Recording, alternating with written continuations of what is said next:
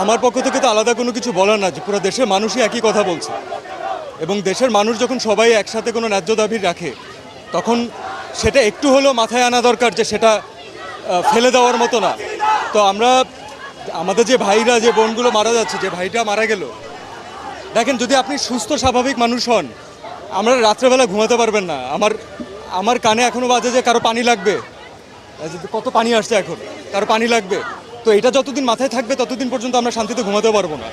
এবং এটা দেশের একজন নাগরিক হিসাবে আমরা তো সারা জীবন মানুষের জন্যই কাজ করেছি। আমরা যারা এন্টারটেনমেন্ট ইন্ডাস্ট্রিতে কাজ করি, আমরা কার জন্য কাজ করি?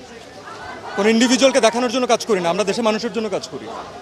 তো আজকে তাদের যে ছাত্ররা, যারা ইয়াংরা, যারা হচ্ছে আমাদের মেইন অডিয়েন্স, যাদের আমাদেরকে প্রয়োজন, আমরা যদি তাদের সাথে না দাঁড়াতে পারি তাহলে আসলে কেন কাজ করলাম? এর থেকে কাজ না করা ভালো, অন্য কোনো কিছু করা বেটার।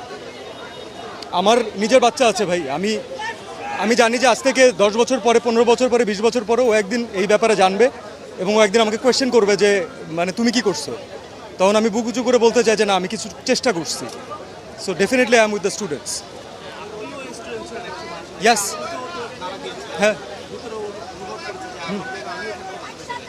আপনি নিজেরটা বলেন, আপনার কোনো ক্লাসমেটের সাথে এমন হলে আপনি নিজে থাকতে পারতেন বাসায়? কখনো পারতেন না, এটা থাকা সম্ভব না।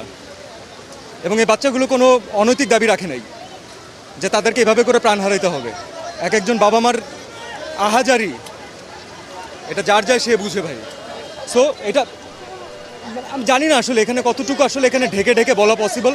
আমি কোনো ঢেকে কোনো কথা বলতে চাচ্ছি না আসলে। আর এটা এর বিচার যতদিন পর্যন্ত না হবে ততদিন পর্যন্ত বাংলাদেশের কোনো মানুষ শান্তি পাবে না, আমার বিশ্বাস। Thank you.